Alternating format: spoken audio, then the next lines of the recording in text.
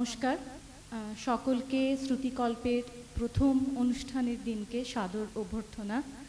আমরা সকলে আপনাদের সামনে আমাদের উপস্থাপনা তুলে ধরছি। এতে আমরা অত্যন্ত আপ্লুত যে সেই সুযোগ আপনারা আমাদেরকে দিয়েছেন। আজকে আমার নিবেদন, আমার নাম স্বাতী চক্রবর্তী। আমরা ঘরে বাইরে সকলেই পড়েছি, না পড়ে থাকলে দেখেছি। আমরা জানি যে নিখিল, বিমলা এবং সন্দীপের যে সম্পর্কের টানাপোড়েন, সেই সম্পর্কের টানাপোড়েন এবং দেশাত্মবোধ সব কিছুর মাঝে বিমলার অনেক কিছু বলার ছিল। সেই বিমলারই আত্মকথা আমি আজকে পড়ে শোনাব। আমি একবার একটু জিজ্ঞেস করছি, আমার কি সাউন্ডটা ঠিকঠাক শোনা যাচ্ছে? আচ্ছা। আমার লজ্জা যে কোথায় গিয়েছিল তাই ভাবি। নিজেকে দেখবার আমি একটুও সময় পাইনি। আমার দিনগুলো, রাতগুলো আমাকে নিয়ে একেবারে ঘূর্ণির মতো ঘুরছিল। তাই সেদিন লজ্জা আমার মনের মধ্যে প্রবেশ করবার একটুও ফাঁক পাইনি। একদিন আমার সামনেই আমার মেজ যা হাসতে হাসতে আমার স্বামীকে বললেন, ভাই ঠাকুরপো, তোমাদের এ বাড়িতে এতদিন বরাবর মেয়েরাই কেঁদে এসেছে, এইবার পুরুষদের পালা এলো, এখন থেকে আমরাই কাঁদাবো। কি বলো ভাই ছোট রানী? রণবেশ তো পড়েছ, রণরঙ্গিনী, এবার পুরুষদের বুকে কষে আনো শেল। এই বলে আমার পা থেকে মাথা পর্যন্ত তিনি একবার তার চোখ বুলিয়ে নিলেন। আমার সাজে সজ্জায় ভাবে গতিকে ভিতরের দিক থেকে একটা কেমন রঙের ছটা ফুটে উঠেছিল। তার লেশমাত্র মেজজায়ের চোখ এড়াতে পারেনি। আজ আমার এ কথা লিখতে লজ্জা হচ্ছে, কিন্তু সেদিন আমার কিছুই লজ্জা ছিল না। কেননা সেদিন আমার সমস্ত প্রকৃতি আপনার ভিতর থেকে কাজ করছিল, কিছুই বুঝে সুঝে করিনি। আমি জানি সেদিন আমি একটু বিশেষ সাজগোজ করতাম, কিন্তু সে যেন অন্য মনে। আমার কোন সাজ সন্দীপবাবুর বিশেষ ভালো লাগতো তা আমি স্পষ্ট বুঝতে পারতাম। তাছাড়া আন্দাজে বুঝবার দরকার ছিল না। সন্দীপবাবু সকলের সামনেই তার আলোচনা করতেন।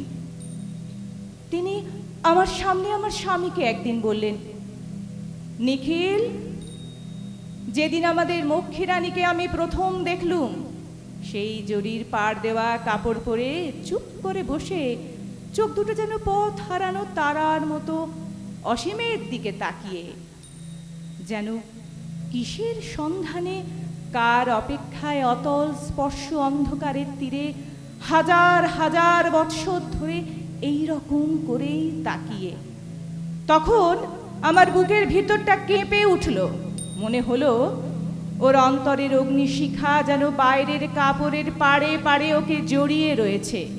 এই আগুনই তো চাই, এই প্রত্যক্ষ আগুন। মক্ষী রানী, আমার এই একটি অনুরোধ রাখবেন, আর একদিন তেমনি অগ্নিশিখা সেজে আমাদের দেখা দেবেন। এতদিন আমি ছিলাম গ্রামের একটি ছোট নদী। তখন ছিল আমার এক ছন্দ, এক ভাষা। কিন্তু কখন একদিন কোনো খবর না দিয়ে সমুদ্রের বান ডেকে গেল, আমার বুক ফুলে উঠল, আমার কুল ছাপিয়ে গেল। সমুদ্রের ডমরুর তালে তালে আমার স্রোতের কলতান আপনি বেজে বেজে উঠতে লাগলো। আমি আপনার রক্তের ভিতরকার সেই ধ্বনির ঠিক অর্থটা তো কিছুই বুঝতে পারলাম না। সে আমি কোথায় গেল? হঠাৎ আমার মধ্যে রূপের ঢেউ কোথা থেকে এমন করে ফেনিয়ে এলো। সন্দীপবাবুর দুই অতৃপ্ত চোখ আমার সৌন্দর্যের দিকে যেন পূজার প্রদীপের মতো জ্বলে উঠল। রূপেতে, শক্তিতে আমি যে আশ্চর্য সে কথা সন্দীপবাবুর সমস্ত চাওয়ায় কওয়ায় মন্দিরের কাঁসর ঘণ্টার মতো আকাশ ফাটিয়ে বাজতে লাগলো। সেদিন তাতেই পৃথিবীর অন্য সমস্ত আওয়াজ ঢেকে দিলে। আমাকে কি বিধাতা আজ একেবারে নতুন করে সৃষ্টি করলেন? তার এত দিনকার অনাদরের শোধ দিয়ে দিলেন। যে সুন্দরী ছিল না সে সুন্দরী হয়ে উঠল, যে ছিল সামান্য সে নিজের মধ্যে সমস্ত বাংলাদেশের গৌরবকে প্রত্যক্ষ অনুভব করলে। সন্দীপবাবু তো কেবল একটিমাত্র মানুষ নন, তিনি যে একলাই দেশের লক্ষ লক্ষ চিত্তধারার মোহনার মতো। তাই তিনি যখন আমাকে বললেন মৌচাকের মক্ষী রানী, তখন সেদিনকার সমস্ত দেশ সেবকদের স্তবগুঞ্জন ধ্বনিতে আমার অভিষেক হয়ে গেল। এরপরে আমাদের ঘরের কোণে আমার বড় জায়ের নিঃশব্দ অবজ্ঞা আর আমার মেজ জায়ের সশব্দ পরিহাস আমাকে স্পর্শ করতেই পারলে না। সমস্ত জগতের সঙ্গে আমার সম্বন্ধের পরিবর্তন হয়ে গেছে। সন্দীপবাবু আমাকে বুঝিয়ে দিলেন আমাকে যেন সমস্ত দেশের ভারী দরকার। সেদিন সে কথা আমার বিশ্বাস করতে বাধেনি। আমি পারি, সমস্তই পারি। আমার মধ্যে একটা দিব্য শক্তি এসেছে, সে এমন একটা কিছু যাকে ইতিপূর্বে আমি অনুভব করিনি, যা আমার অতীত, আমার অন্তরের মধ্যে এই যে একটা বিপুল ডাক হঠাৎ এলো, এই জিনিসটা কি সে নিয়ে আমার মনে কোনো দ্বিধা উঠবার সময় ছিল না। এ যেন আমারই, অথচ এ যেন আমার নয়, এ যেন আমার বাইরেকার, এ যেন সমস্ত দেশের, এ যেন বানের জল, এর জন্যে কোনো খিড়কির পুকুরের জবাবদিহি নেই। সন্দীপবাবু দেশের সম্বন্ধে প্রত্যেক ছোট বিষয় আমার পরামর্শ নিতেন। প্রথমটা আমার ভারী সংকোচ বোধ হতো, কিন্তু সেটা অল্প দিনেই কেটে গেল। আমি যা বলতুম তাতেই সন্দীপবাবু আশ্চর্য হয়ে যেতেন। তিনি কেবলই বলতেন, আমরা পুরুষরা কেবলমাত্র ভাবতেই পারি, কিন্তু আপনারা বুঝতে পারেন, আপনাদের আর ভাবতে হয় না।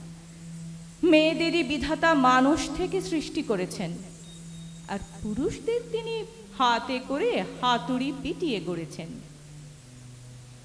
শুনতে শুনতে আমার বিশ্বাস হয়েছিল আমার মধ্যে সহজ বুদ্ধি, সহজ শক্তি এতই সহজ যে আমি নিজেই এতদিন তাকে দেখতে পাইনি। দেশের চারিদিক থেকে নানা কথা নিয়ে সন্দীপবাবুর কাছে চিঠি আসতো। সে সমস্তই আমি পড়তুম এবং আমার মত না নিয়ে তার কোনোটার জবাব যেত না। মাঝে মাঝে একদিন সন্দীপবাবু আমার সঙ্গে মতে মিলতেন না, আমি তার সঙ্গে তর্ক করতাম না, কিন্তু তার দুদিন পরে সকালে যেন ঘুম থেকে উঠেই তিনি একটা আলো দেখতে পেতেন এবং তখনই আমাকে ডাকিয়ে এনে বলতেন, দেখুন সেদিন আপনি যা বলেছিলেন সেটাই সত্য, আমার সমস্ত তর্ক ভুল। একদিন বলতেন, আপনার যে পরামর্শটি নিইনি সেইটিতেই আমি ঠকেছি। আচ্ছা, এর রহস্যটা কি আমাকে বুঝিয়ে দিতে পারেন? ক্রমেই আমার বিশ্বাস পাকা হতে লাগলো যে সেদিন সমস্ত দেশে যা কিছু কাজ চলছিল তার মূলে ছিলেন সন্দীপবাবু, আর তারও মূলে ছিল একজন সামান্য স্ত্রীলোকের সহজ বুদ্ধি। প্রকাণ্ড একটা দায়িত্বের গৌরবে আমার মন ভরে রইল। আমাদের এই সমস্ত পরামর্শের মধ্যে আমার স্বামীর কোনো স্থান ছিল না। দাদা যেমন আপনার নাবালক ভাইটিকে খুবই ভালোবাসে, অথচ কাজে কর্মে তার বুদ্ধির ওপর কোনো ভরসা রাখে না, সন্দীপবাবু আমার স্বামী সম্বন্ধে সেই রকম ভাবটা প্রকাশ করতেন। আমার স্বামী যে এসব বিষয়ে একেবারেই ছেলে মানুষের মতো, তার বুদ্ধি বিবেচনা একেবারেই উল্টো রকম, একথা সন্দীপবাবু যেন খুব গভীর স্নেহের সঙ্গে হাসতে হাসতে বলতেন। আমার স্বামীর এই সমস্ত অদ্ভুত মত ও বুদ্ধি বিপর্যয়ের মধ্যে এমন একটা মজার রস আছে যেন সেই জন্যেই সন্দীপবাবু তাঁকে আরও বেশি করে ভালোবাসতেন। তাই তিনি নিরতিশয় স্নেহের সঙ্গেই আমার স্বামীকে দেশের সমস্ত দায় থেকে একেবারে রেহাই দিয়েছিলেন। প্রকৃতির ডাক্তারিতে ব্যথা অসাড় করবার অনেক ওষুধ আছে। যখন কোনো একটি গভীর সম্বন্ধের নাড়ি কাটা পড়তে থাকে, তখন ভিতরে ভিতরে কখন যে সেই ওষুধের যোগান ঘটে তা কেউ জানতে পারে না। অবশেষে একদিন জেগে উঠে দেখা যায় মস্ত একটা ব্যবচ্ছেদ ঘটে গিয়েছে। আমার জীবনের সবচেয়ে বড় সম্বন্ধের মধ্যে যখন ছুরি চলছিল, তখন আমার মনে এমন একটা তীব্র আবেগের গ্যাসে আগাগোড়া আচ্ছন্ন হয়ে রইল যে আমি টেরই পেলুম না কত বড় নিষ্ঠুর একটা কাণ্ড ঘটছে। এই বুঝি মেয়েদেরই স্বভাব। তাদের হৃদয়াবেগ যখন একদিকে প্রবল হয়ে জেগে ওঠে, অন্যদিকে তাদের আর কিছুই সার থাকে না। এই জন্যেই আমরা প্রলয়ং করি। আমরা আমাদের অন্ধ প্রকৃতি দিয়ে প্রলয় করি, কেবলমাত্র বুদ্ধি দিয়ে নয়। আমরা নদীর মতো কুলের মধ্যে দিয়ে যখন বয়ে যাই, তখন আমাদের সমস্ত দিয়ে আমরা পালন করি। যখন কুল ছাপিয়ে বইতে থাকি, তখন আমাদের সমস্ত দিয়ে আমরা বিনাশ করি।